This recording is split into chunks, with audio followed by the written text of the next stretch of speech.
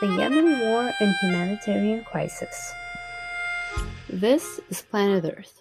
Today we're going to talk about Yemen and Saudi Arabia, two small countries located in the Middle East.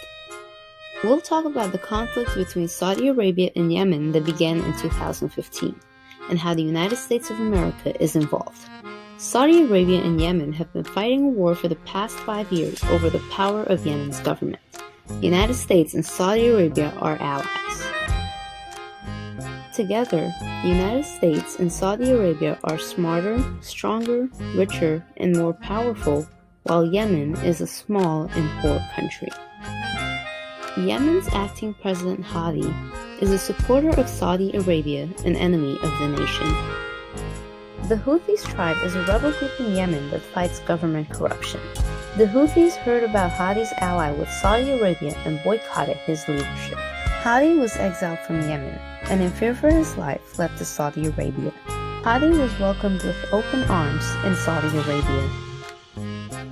With Hadi gone, the Houthis took control of Yemen's capital and government. In return for Hadi's loyalty, Saudi Arabia raised firepower at Yemen to reclaim control of the government. The Houthis responded with missile strikes in Saudi Arabia.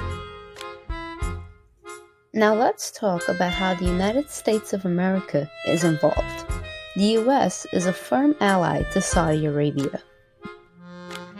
America, under the Trump administration, sent weapons to Saudi Arabia to help them against the Houthi tribe in Yemen. Saudi Arabia managed to hurt the Houthis group in Yemen, but they didn't stop there.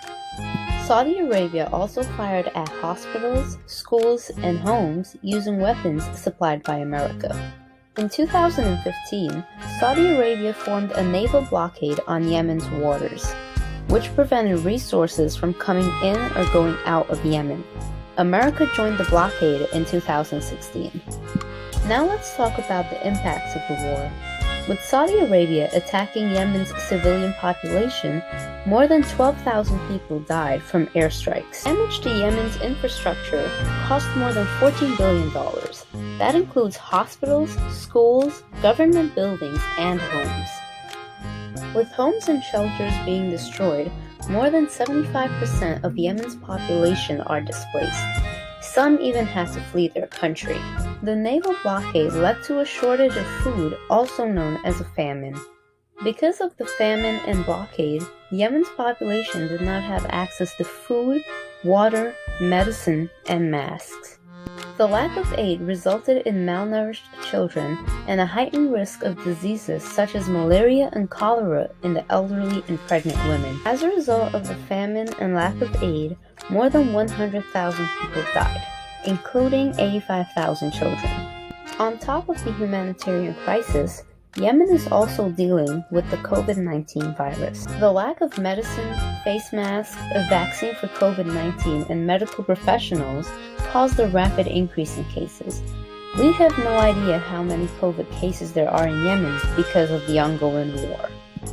The 5-year war is prolonged to date because America refuses to withdraw support from the Middle East for economic gains.